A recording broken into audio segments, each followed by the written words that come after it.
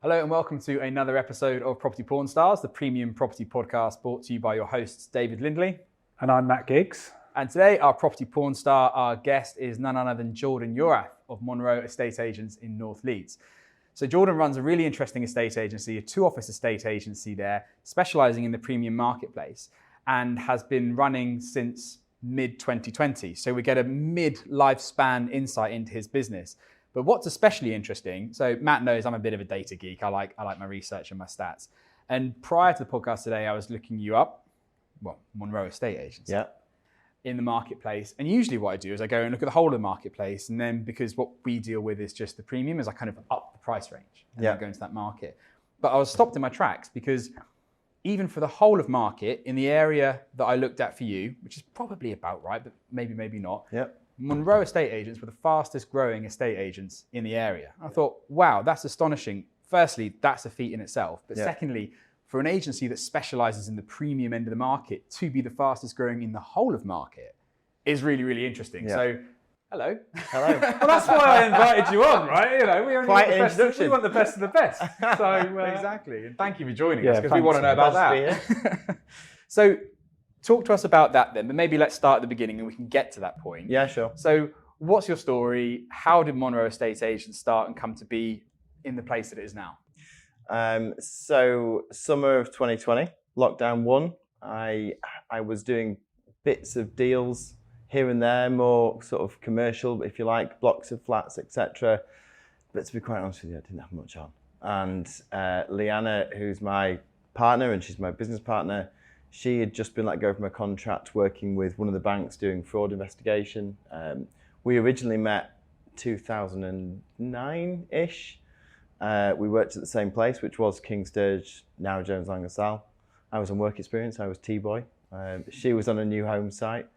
And we sort of would occasionally say hi to each other on the street kind of thing for a good 10 years. So eventually got into a relationship with each other. And that summer, we sort of found ourselves around the kitchen table with not much money due to come in and not much to do. And I'd sort of said, well, I have had this idea for about 5 or 6 years, and it's for a premium estate agency. I even knew what colours it was going to be and that we were going to take on your fine and countries of the market. And she said, let's do it. With nothing else to lose, have we, at this stage? And paid no attention to lockdowns, limitations, anything out there that could affect the economy and obviously the property market. But we knew we wanted to be at the higher end. Knew we wanted to be in that part of the fee earning market.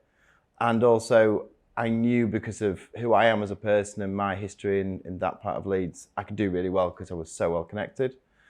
So we set the company up, we got things rolling. We were in a service office above Leeds Market, which was not the location our market was going to be, but it was where we put the infrastructure together. Fast forward to start of March 21. That was when our first office doors opened. There was just the 2 of us. That office now doesn't even have a seating area. There's 6 desks crammed in and there is nowhere to go. And whereabouts is that one? And that's in Alwoodley. So that's in probably the most widely recognised affluent suburb of North Leeds. So you've gone from like working out of the house, not your bedroom as such, but the kitchen to table, then going, right, a year down the line, we're in our first... less than a year. So less than a year. 6 months really. 9 months we were in our first office. Yeah.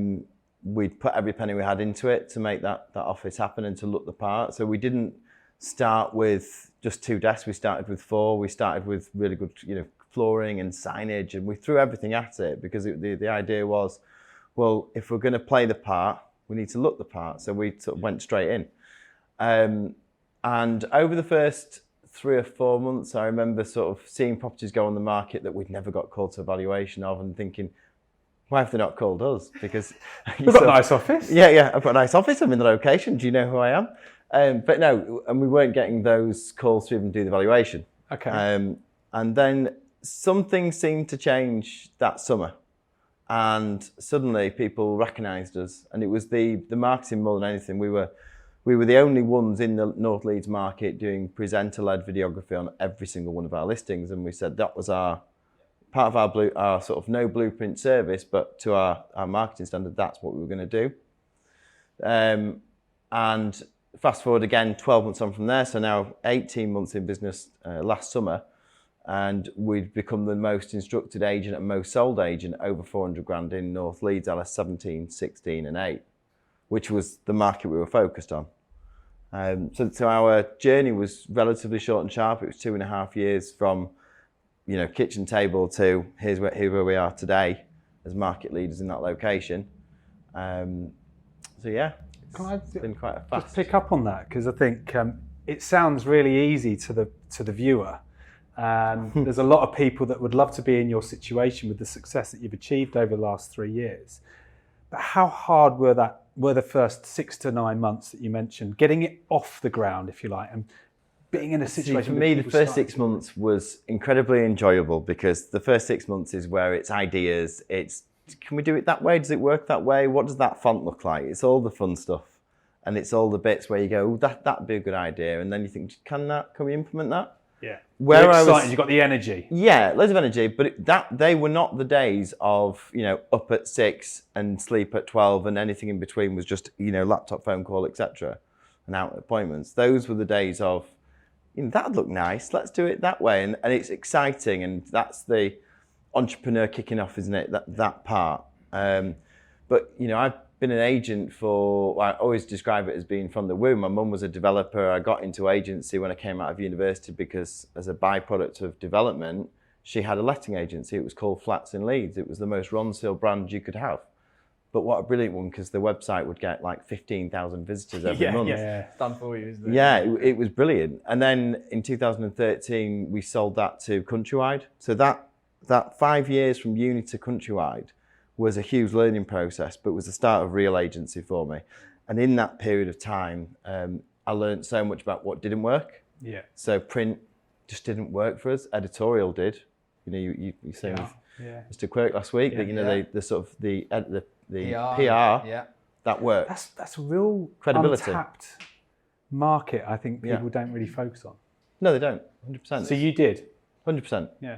So talk to us about that then, in terms of how you tapped into PR in that local market. So I've always known since sort of, my younger years in property, that if you provided content for, whether it was print media or digital, more often than not, they would pretty much plagiarize what you've written and use it. Yeah. So we utilized it a lot, both in that business, in business in between, and obviously now with Monroe, we've used it loads, but we haven't actually been employing a PR agent. We've been just do it yourself, producing it. Yeah. And obviously through experience, we've got an idea of what sounds, looks, and feels right. Mm-hmm. So we've absolutely used that, along with things like social media. We knew that social media would give us great credibility. Just want to dive back into that question I asked a minute ago, because the 6 to 9 months is all fun and games, and you're getting excited by the first listing, the first sale, the first exchange. You're getting yourself out there. It is. When you were just talking about it, I was thinking about my earliest journey in self-employment and going into your own business. How different was that in year 2? That was where things completely changed. And to this day now, it's obsessive. The way we think about our business. Leanna and I do literally wake up and, sort of next to each other and sort of say, did you speak to that person? There's been times when I've been laid in bed. It's pillow talk. I've woken up in bed in the middle of the night and said to Leanna and said, what happened to that valuation at such and such? And she'll go to sleep kind of thing. So it's obsessive. Yeah. But it's that period from summer 22 to now has been absolutely constant in terms of the work, the growth. As of next month, we'll be up to, including Leanna and I, 13 people. Yeah. Third office, because we're going to we've started to do lettings and management. When I spoke to you not long ago, I know you was talking about that, but for me, obsessive or relentless, but there's a reason why. Yeah. There's something that's lighting you both up, which you want to achieve. Yeah. What is that? Passion. It's one word, it's passion. And I'll go to valuations and talk to clients and, tell them about being available out of hours and WhatsApp and groups, for contact 24/7. And they'll go, oh no, we wouldn't do that. And you'll say, but you can. And they'll look at you as if you're an absolute psychopath. But the reality is, because I want you to. I want you to talk to me at any times, because I absolutely love what I do. And it's the same with Leanna. She loves what she does. And therefore, the culture in our team is love what you do. if you don't love what you do and what you're doing here, don't worry about it. Go find another job elsewhere. Do you think it's a vocational situation rather than just a job, right? So for a lot of people who are seeing the glamour, the glitz and the glamour, I've done a video on this last week about these TikTok agents, the premium market. I saw that. They spend 20 minutes doing what I would consider to be anything like work, and that's the day in the life. And I'm like, no, that's about 20 minutes. You know, like it's a hard graft. It's a hard graft, and you've got to love it. So I heard something which is applicable to this, but to any business, I think. And it was a quote. I'm stealing someone's quote. I can't even remember who it was, but they said business is like a marathon. That everyone cheers for you at the start line. You go, I'm doing this, off we go. Everyone cheers for you at the finish line when you exit, you sold the business or whatever. But in the meantime, there is 26 odd miles of grind, just repetitive grind to get through. And that's a bit what it feels like. You have that honeymoon period at the start where everything's exciting and new, and then it's just head down. So going back to that, even before that time then, so you had flats in Leeds as previous experience in your family. What made you choose the premium market for Monroe? So after flats in Leeds and a period of being kept on by Countrywide as part of that sale, I definitely realised I wasn't corporate. I couldn't be put in a box. Nobody puts Jordan in the corner. And I got into business basically selling on behalf of banks repossessed blocks of flats, but we were selling off the plots rather than the building.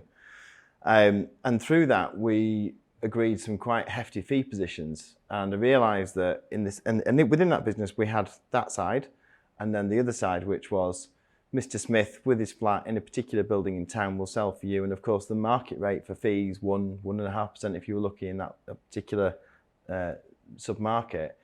Well, you sell an apartment at 200 grand at 1%, it's a 2 grand fee. It's the same work as doing where I was selling, say, a studio at 75 grand and we were getting 5 grand out of the deal. And it was a no-brainer, which was more profitable. And from that, you start to think, well, it's the same work at any level of the market. Of course, it's not. You find out later it's definitely not. But in the numbers, you think to yourself, yeah, that's the more profitable sector of the market.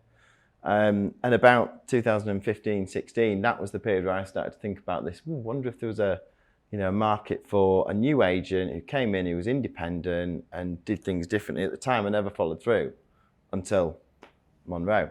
And then doing Monroe, we realised that to compete without giving free fees away, etc., which wouldn't have been the right way to have done it, then it had to be about where you add value in service. Yeah. So there's things we do which I know other agents in our area do not. Like what?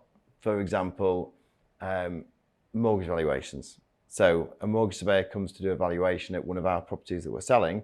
Every other agent that I know of in our area, and I don't know if it's the case across the country, but I suspect it is, surveyor either has to collect the key or surveyor will arrange access with your vendor. For me, vendors are always really honest. They're great, but I think the vendor should be kept away from any third-party professional or your buyer.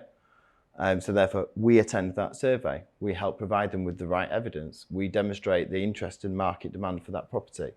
And 9 times out of 10, that goes a long way towards helping that surveyor provide his subjective opinion on the valuation, which we hope to be at the right level. Yeah. So obviously, there's nothing, that's a totally transparent way of helping surveyors give you the valuation that you need. And of course, your vendor is protected. Yeah. None of my competition do that. Just picking up on a point you said in there, did you say that you keep the vendor and the buyer separate? Yes. Because there was a debate almost that was on LinkedIn the other day that was talking about WhatsApp groups to have with your buyer and your seller and others involved in it. So I'm guessing you wouldn't do that? Definitely not. No, 100% not.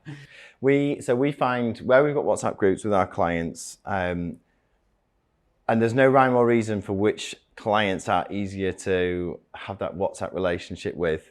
There's some of them that it starts off and you think this was a great idea, quick, smooth communication, and then they end up where you're getting long voice notes at 11 o'clock at night, which include what they've had for dinner and, how frustrated they are with the buyer for asking further inquiries, etc.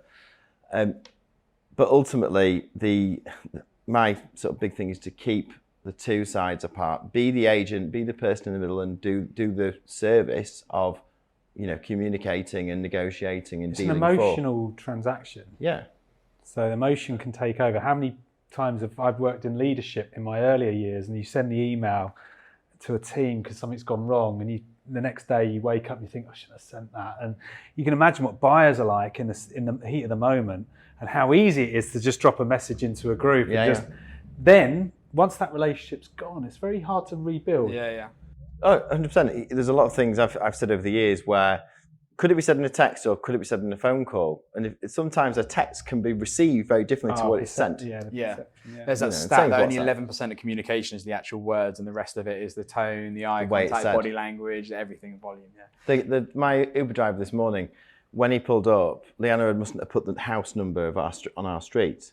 So when we got in the car, and he said, next time you order an Uber, you need to put the house number on end of sentence. But if he'd have said it something on the lines of, it might help when you're ordering an Uber in the future if you have a look at where you can put the number in for the property, because it makes sure the car will land outside. Said so differently, but the same message. Well, go on. No, I was going to change the subject. We're talking about conversation. I think the use of technology can leverage the conversation. So I think one of the things I talk to my agents that I mentor, that I coach, that I train, and even within the group, it's not there for negotiation. Emails, messages, WhatsApp. I think we're in a society at the moment that tries to go to the fastest way of communicating a message.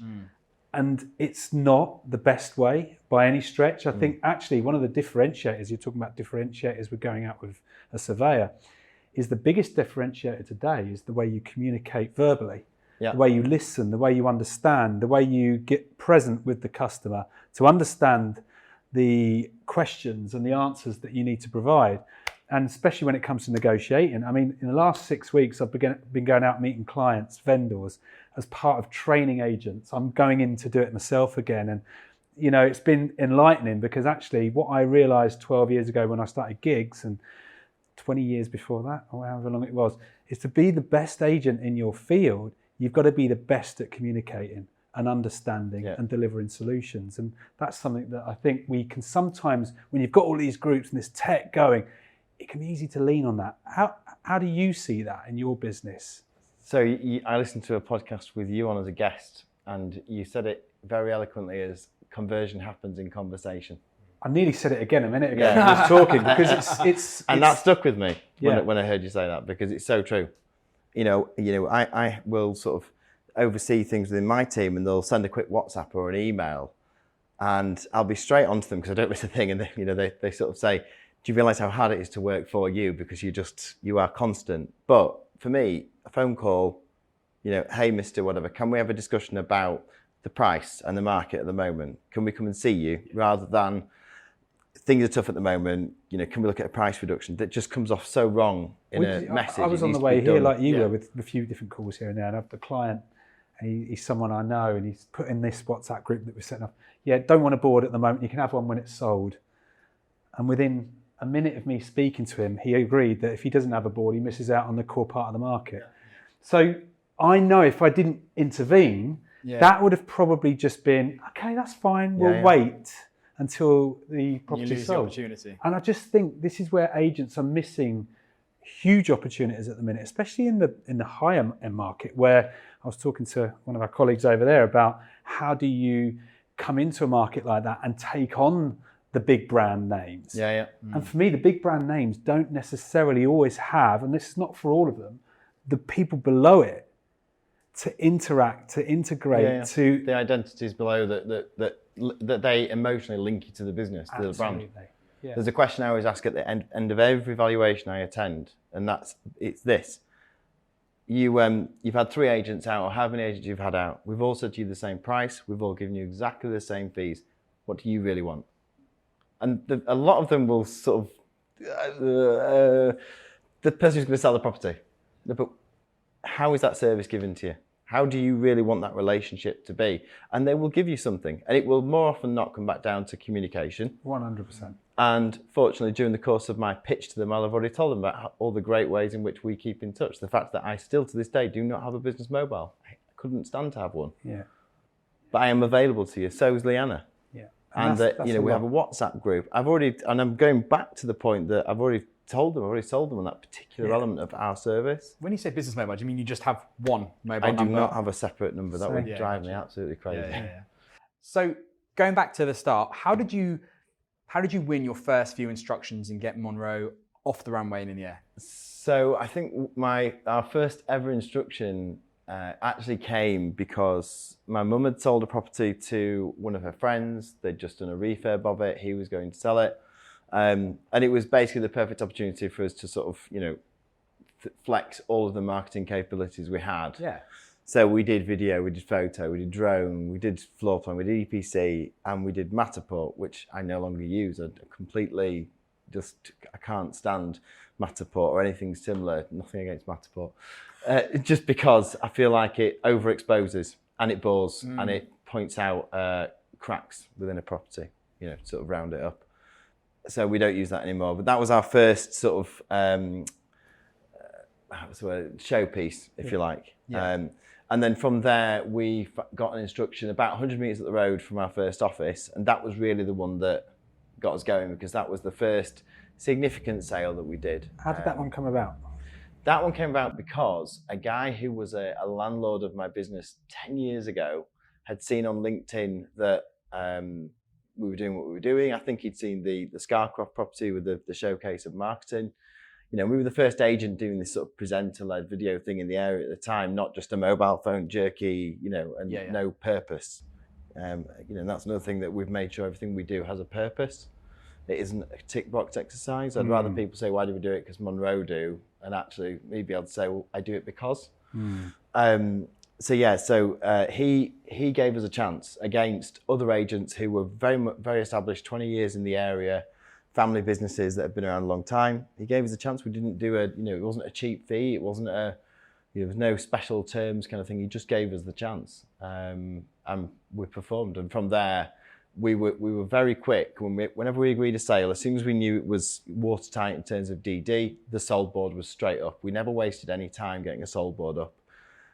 Because we recognised that having quick stats up to Rightmove Plus and then being able to show people, look, this is what we're doing, this is how quick we're doing it. And that linked back to when we were doing valuations at the time. I'd go to valuations when I first started and it was just me. There was no collateral. And I realised I need something to leave behind. So we had, I think we had like a paper version of a digital brochure, and it was like, that's not good enough. So then we've printed some really nice ones and some proper folders, and that was maybe after 3 or 4 months. And we had cards that were as thick as these coasters, really thick. And the boards that we use are hangman style boards. So obviously everything was costing a bit more, but the whole point was everything we do is with quality. So it was the purpose of this is. And so you'd hand your card over and it'd sort of have the American Psycho moment, because they were like, that thick, like a piece of cardboard even. So yeah, everything we did was with a purpose, because it represented what we were about as an agency. There's that psychological sort of tangible difference, isn't there? When you do things like that people can feel it and see it. And I think that does go a long way without anybody actually knowing, if that makes sense. Yeah, absolutely. I mean, one of the best bits of advice when we started, I was driving through an area called Horsforth to a property which a guy had come to us because he'd liked the videos, etc. And it was one of the things that hooked us in early. And as I'm driving through Horsforth, a guy called Will Linley is walking on the road, and Will owns Linley and Simpson, who have obviously gone through this massive acquisition path, and they are where they are today. But I'd known Will a long, long time. In fact, when we sold to Countrywide, Linley and Simpson were the underbidder. And he said, I love what you're doing. Can I give you a bit of advice? And I sort of sat there in the window going, please. And he said to me, just make sure that you don't take on properties that are price bracket wise below your branding, because you'll get pigeonholed like Linley and Simpson did with landlord properties and properties at lower values, and you'll never, ever find your way out. And that was around that sort of turning point, spring, summer 2021, when we were like, well, if we do that, we're going to miss out on some listings. So what we chose to do, Leanna and I, was if we did take something on that was undervalued, it would only go on Rightmove. It wouldn't go in our shop front or our website. So we'd put it on Rightmove to sell it, but that was it. Everything else went in the shop window was over 400 grand, kind of money. That's a really interesting strategic piece then. So you still take on those properties, but you don't, just to be clear, they don't go on your website or in the shop window? So nowadays we don't take on properties, I would say under 300 grand. We might have the odd one that's a hangover listing, but very, very rarely under 300 grand. And really our focus is 400 grand. And as a result, over time, we don't really get called out to valuations at, we certainly don't get stuff at 250, 300 grand. No. We are just not the agent that gets called. Yeah. And it was hard because there was even a period of time where we'd answer the phone and you'd have a quick look at the address it was coming through, and you'd have to say, I've had a quick look at your property online. I actually think that we wouldn't be the best value agent for you. And you might get asked the question, why? Well, given what our offering is in terms of marketing and fee position, you'd be better off using X agent. They'll be much better value for you. Yeah. And the vendor didn't walk away offended. They weren't sort of thinking, oh, who do you think they are, kind of thing. They actually felt they were giving good advice. Yeah. But what it did was preserve our brand to be in that middle and upper market where we wanted to be. It's so important, isn't it? Because it's very hard to go back up market again once you've gone down. It's a massively disconnected example. But do you remember the Burberry story where Burberry was really high end and then it got dragged down into being low end, and it was like the exception that proved the rule for them to go back up market again. Yeah. But even reflecting on By Design, which is the business that we run, is that we advocate almost that agents have their core residential business and then By Design that sits on top of that, because otherwise you have to have a brand that resonates with each market, and the stronger the brand is in that market, the more dangerous it is to try and mix and blend the properties you take on. In North Leeds, there was always Fine & Country, which is a separate brand to the estate agency business that owns that. Manning Stainton. Yeah, Manning Stainton. So Manning Stainton, when we started, I would have said we're a lower to middle agent in our area. Now, when I look at the stats, they are absolutely the agent, and certainly in L17, they are the agent under £300,000. And it's them. However, when you go over, and certainly when you get to £400,000, which is where I measure from, our market share for sales over 400 grand in the last 12 months in those postcodes I mentioned, 15% there or thereabouts. The next agent, Preston Baker, are like 7.2. So it's a massive margin between us and number 2 in that location for middle and upper market. Yeah. Sort of 400 grand up to £3 million in our areas. There was 2 kind of tactical points I wanted to pick up on something you said a second ago. The first one is you said about that property you picked up where the vendor sort of gave you the chance, if you like, came from LinkedIn. Yeah. Is that right? So you tell me what you do on LinkedIn then as an agent. Just to go back a second there before, what I was going to lead on to say was, in our area, other agencies had been doing for the last 10 years, X exclusive, Y prestige, Z, ultimate. It doesn't work. Yeah.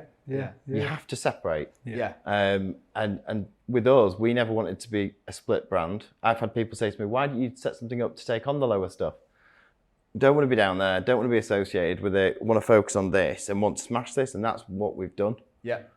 Sorry, you were going to lead on. No, I completely agree with your point there. And personally, I believe that premium market is where, I know, I've sat with the stats and seen it, that across the UK, 51% of all of the fees is in the premium marketplace, because you get higher value properties and higher value fees, as no doubt you're witnessing in your business as well. Sorry, just go back to the point. There's the LinkedIn. So you're promoting properties on LinkedIn, yourself on LinkedIn, because it's not the natural habitat, I suppose, of estate agents presenting themselves on properties. So part of our team, we have certain functions within our business which are full-time roles or functions within the business which some agents will outsource. One of those is we've got we call it our head of brand marketing. Yeah. So part of her role historically was she set up certain things so that our social media post would automatically go to Facebook, to Instagram, to LinkedIn, etc. And this particular client, Philip, shared it with the other client whose name escapes me at the moment, but they shared the link, and they must have worked together, and he said, I'm thinking about selling. Why don't you give Jordan a try? And that was where that relationship started, but it was because of a LinkedIn post that Philip saw and then went on to share with his work colleague. It's interesting, isn't it? Yeah. So would your advice be to estate agents considering LinkedIn, be on it, not be on it, give it some effort, give it a medium effort? I think in whatever you do, be consistent. So don't just go and post and expect results straight away. There's within our, again, I talked about culture earlier on within our business. Many of our team have their own social media, not their personal one, their social media presence.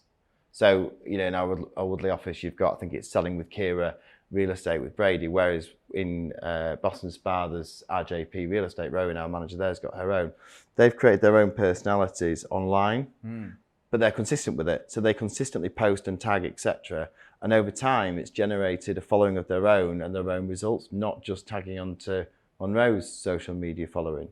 With LinkedIn, I don't tend to post anything on there unless it's strategic to do with the business. The business does post regularly on LinkedIn, property posts, etc. But for me, LinkedIn's about strategic, whether it's a PR piece, it's something we're doing that's a new home site that's just launching, or it's it wouldn't be, we've just listed this property at £1 million in Thorner, check it out, because I don't expect to find a buyer there. Yeah, it's business related content that goes on there rather than property related content.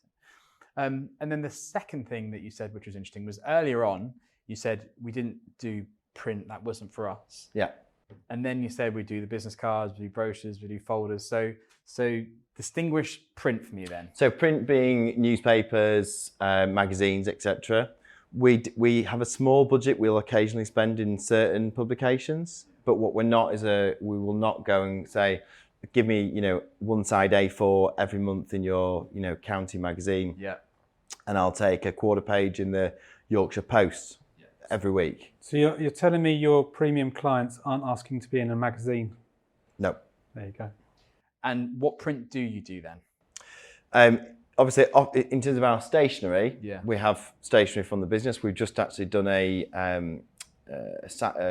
trial with a company who's provided a magazine, like a lifestyle luxury magazine, which is a Monroe branded magazine. They gave us it for free and sold the advertising in space. What that's done is aligned us with brands that are in there, such as Rolex and and other high-end brands. Your Land Rovers or whatever it might be. Correct. In there. Yeah. So, and then obviously that gets distributed into various spots around our market, which are quite affluent locations where, whether it's a hair salon, etc. People are likely to be a seller or a buyer in our market. Yeah.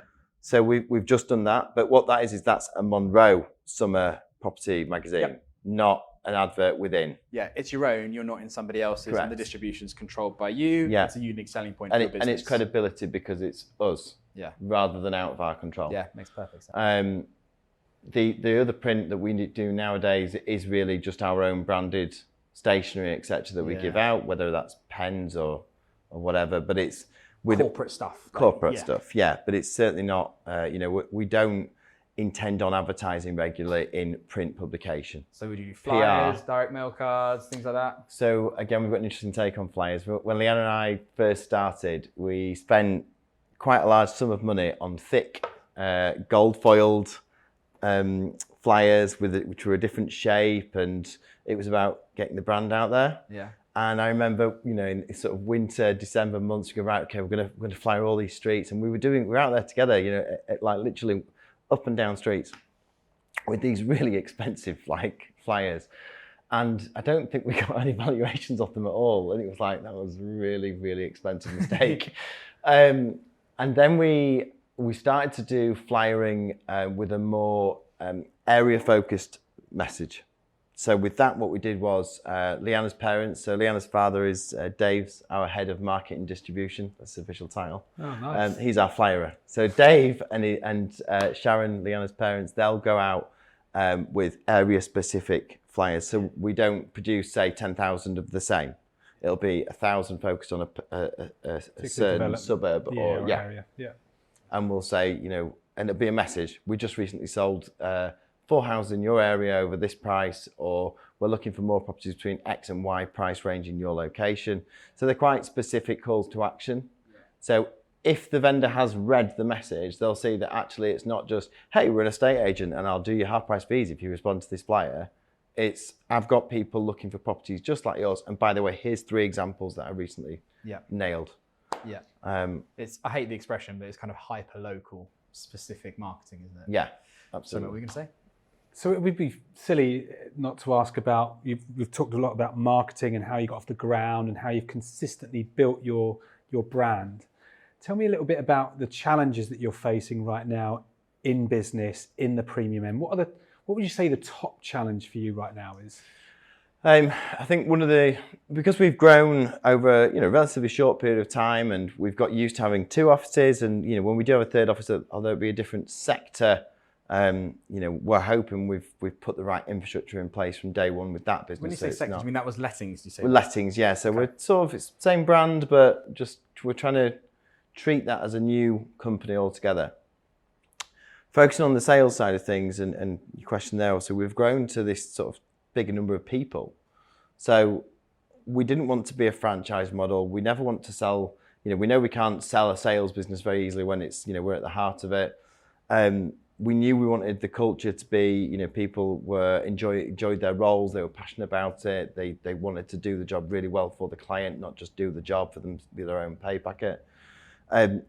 And with that becomes, each person has their own personality, and we've got some fantastic personalities. But of course, you have to keep people focused on what's your goal, what's the company about, what are we about, what are we trying to achieve, and in different ways we're all trying to get there. What we've struggled, I suppose, with or tried to learn more recently a lot faster is training, processes, systems.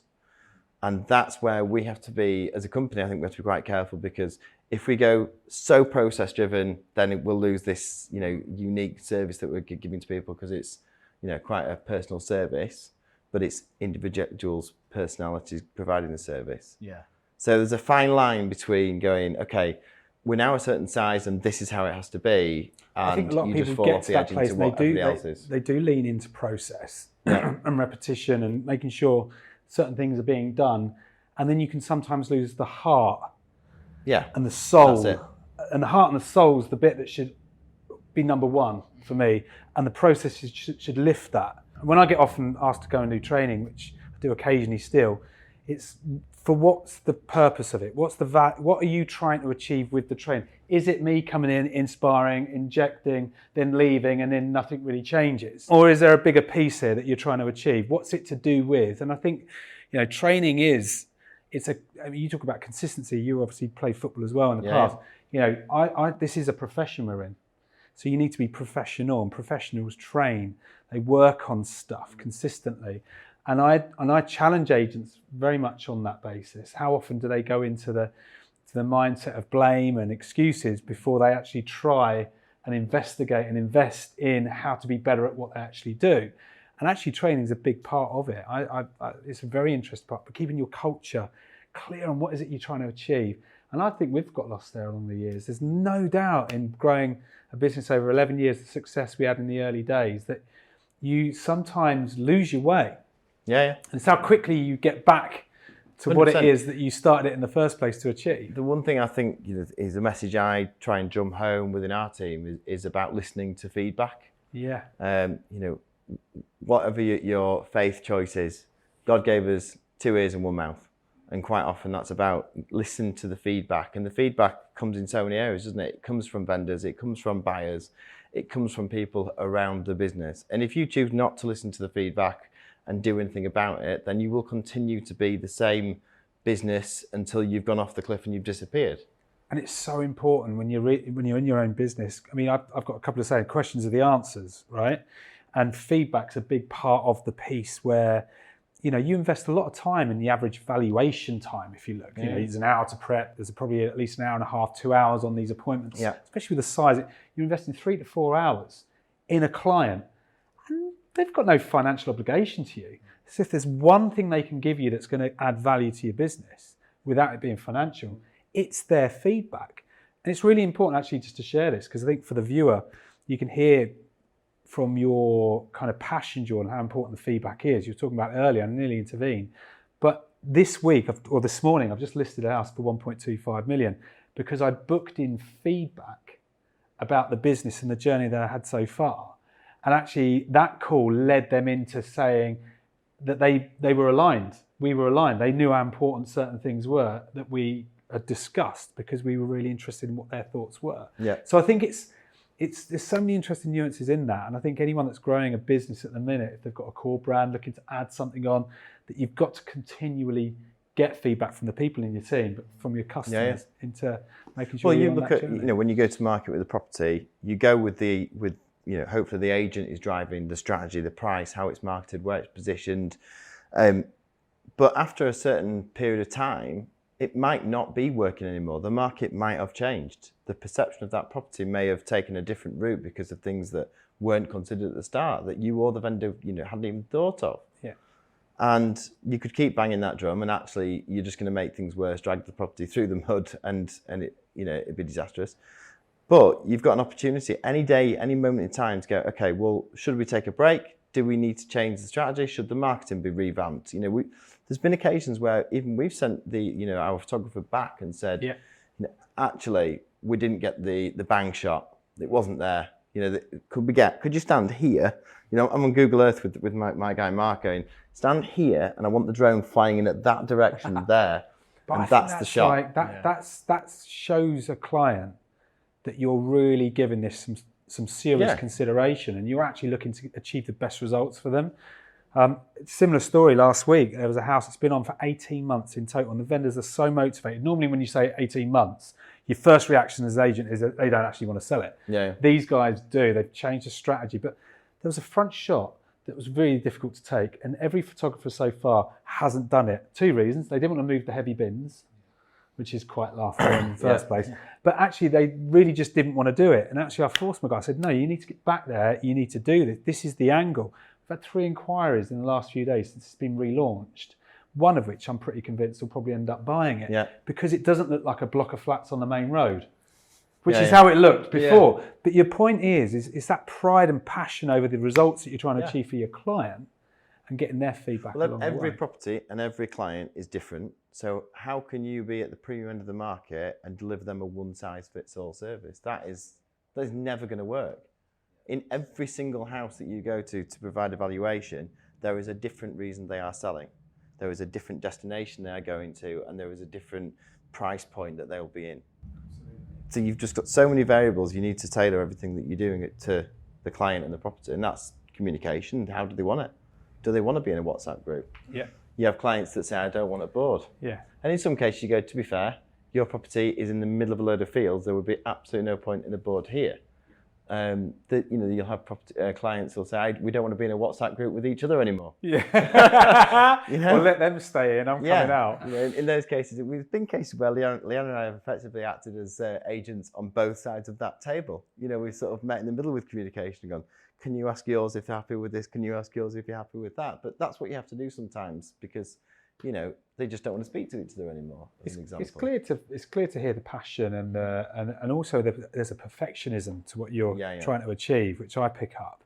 How hard do you fight with your own mental side where I think when you're running a business, some weekends, some days can feel like you just want to go, do you know what, F it. I'm frustrated with the process. It's driving me nuts.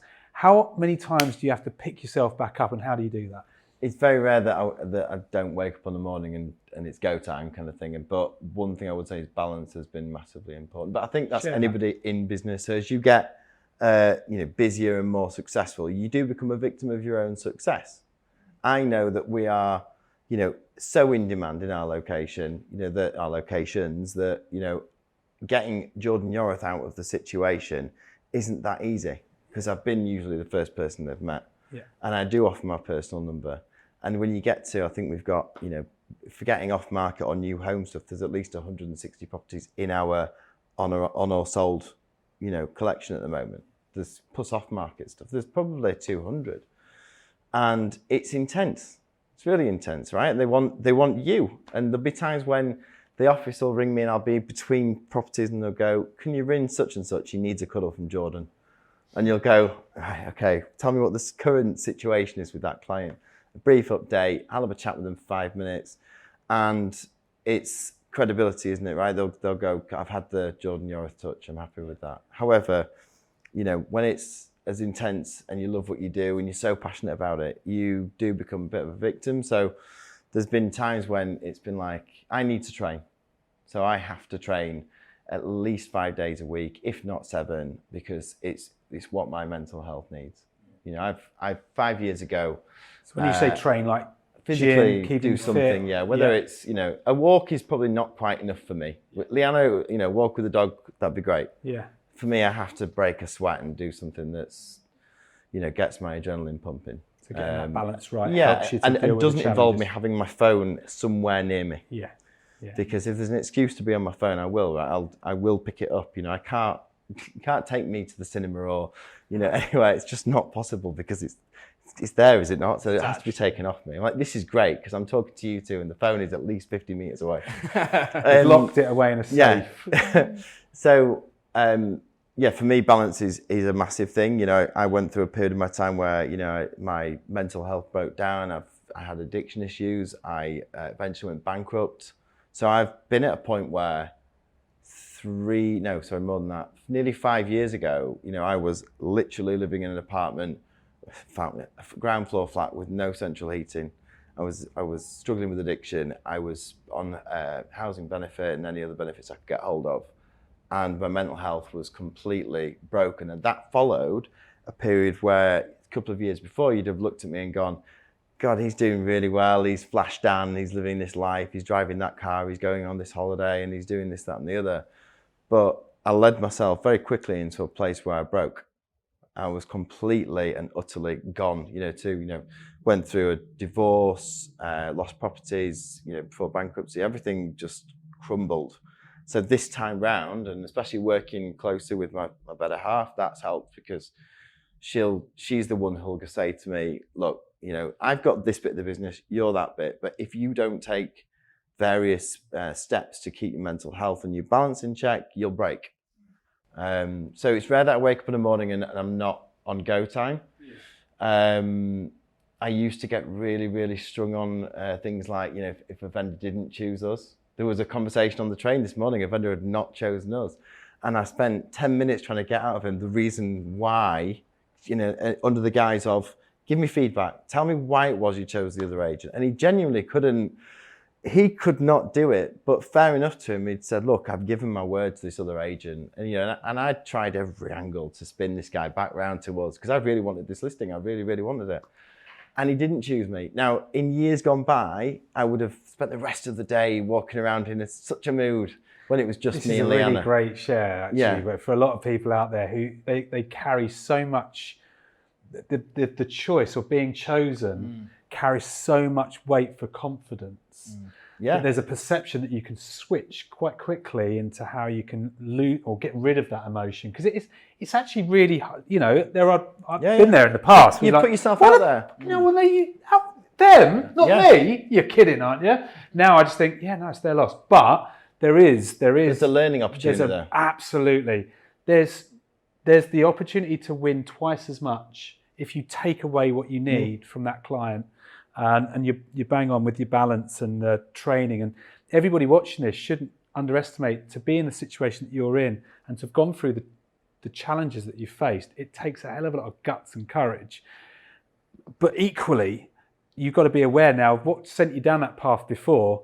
You now have that knowledge. Yeah. Do you know what I mean? So there's two learnings from the challenges that you face. Experience has taught me something. Absolutely. And if I don't use that experience to better myself or the experiences that I'm about to go through, I'd be a bit of a fool, really, wouldn't I? Good on you. But I've come out of a family, which is fiercely competitive, and sport and property on both of my parents' side have featured in that, and so my sort of competitiveness is the thing that makes me, I want to win everything. It's intrinsic. Yeah, I have to win, and if I can't win, then I now know I need to learn. But younger me would have lost, and I'd have gone off and used on it, or I'd have gone off and got angry about it, and I would have lost sight of something else that was important that day. And what's it like then working with your better half? That is your personal life, business life, home life, everything must be consumed. How do you manage that? So I think a lot of agencies over the last 5-6 decades have been male driven. They've been there's the guy at the top of the business. It's been rare that there's a female leading the business.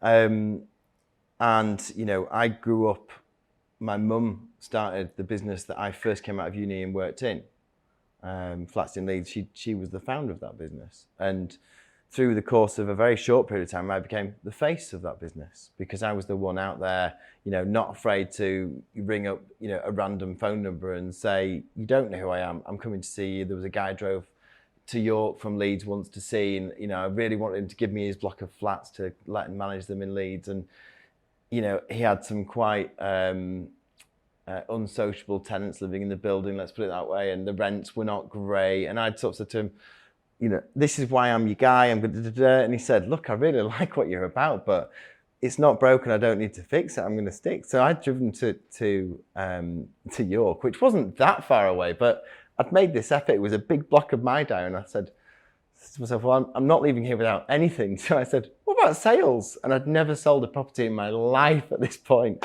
And he said, what do you mean? I said, what about if I could sell them all for you? And he said, why don't you put something together for me? And that was the first ever sales I ever did. And I learned literally off the cuff, because there was nobody, there was no other estate agent in my family. There was no one, I wasn't even friends with anyone that I could ring up and say, how do you sell a property? What do you do? Yeah. But fortunately, he was a really, really, really decent bloke. He and Nixon, he's called, and his solicitor in York. And between them, I'd ring up the solicitor and he would give me some sales progression update. And I wouldn't understand what they were talking about, especially with leasehold stuff at the time. It was all first hand.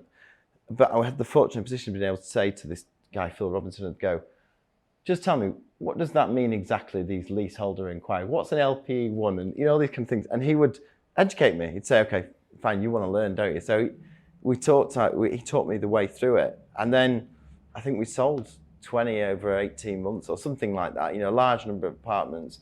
And that fed into my lettings business. Yeah. So it was a great, learning experience all told. What got us started on that? We're talking about Leanna. Working your other half. So the whole point of that was, thank you. There's a little bit of ADHD, wasn't it? Straight over. So I know the feeling. So the whole point of that was, I think that a lot of successful businesses nowadays do have a senior or head female person within their business. So on a day-to-day working level, Leanna handles totally different things to me. She looks after sales progression. She's ferocious with it. She's brilliant at it. She's better than I am at it nowadays. I learned, what did I know? I had to teach myself, right? So she handles that side of things, and she handles the business side of things. I handle property, sales, marketing, new business. And as a result, I trust her implicit with what she does. She has total trust in what I do, and it works really, really well. But in terms of the balance of life, it has consumed our relationship 100%. Is that problematic? Were you both in it to win it? And it's it doesn't amazing. Matter? It's amazing. So I am with my best friend, who is my business partner, and we are both as passionate about the same things as each other. So it works perfectly well. Yeah. When I was younger and I became a shareholder of the lettings business that my mum had started, we talked through an intermediary within the business, which wasn't by any nature, other than the fact that I did a different section to my mum. I was out there winning the business and bringing it on and managing the lettings team, much like I do now. She was looking over finances and how to keep the business moving forward, because lettings and management is an intense business. For cash flow, it's a difficult business. That kind of having clearly defined roles, really. Yeah. And me and my mum, especially in those days, were best mates. We would finish work late at night. We'd go for dinner. We would be the last ones to leave the restaurant. Yeah. Because we were really, really close. And so the relationship is very, very intense. If you look at it from the outside, you'd be like, God, those two are always together. And when we're not together, we're always on the phone with each other. And we know exactly what each other are up to and how we're doing it. And we go to each other for advice. There's times when I'll say to Leanna, do you think I should do this? And she'll sort of give me the sort of girlfriend-boyfriend treatment and go, no, less is more, back off, leave it. Or she'll ring me up and say, how would you deal with this particular sales? Is you better than yourself? She does, yeah, absolutely. And she'll know when I need to be less intense or more intense. And that's come through experience as well. But it has been learning every minute of every day for every minute we've been together. I've got one sort of final question before we kind of wrap things up. And it was coming back to something you said earlier. Play devil's advocate here for a second. So you talked about your team members in the offices all having personal brands. Yeah. So it seems like there's a new self-employed estate agency model pops up literally every other day. How concerned are you about losing team members if they've got their own personal brand to one of these or another company they may or may not set up themselves? Does that make sense? Yeah. So first and foremost, I think it's really important for credibility. If somebody's, selling a home at the premium end of the market, that they do not want a door opener. So we don't have a weekend negotiator. So part of the risk you take by having empowered, confident people who work for you is that, they might leave one day. 100%. However, the commissions that we share with our negotiators are very good. Is it team or individual? It's individual. Yeah, it's individual. It's not eat what you kill, because there's a base salary as well that goes with it, but it's handsome. Yeah. And we operate in open offices. So when there are conversations between Leanna and I, for example, and if there's, not that we're trying to say to the staff, oh, did you know how much this costs? But they know what the business cash flow is, they know what the business expenditure is, they know what the pipeline is. Yeah. We're quite transparent with those things. And I think, the mentality for most of our team probably is, well, actually, we do really well out of this. And to do what they've done, they are really intense, those two, first and foremost. I don't want to work like that. Not many people do.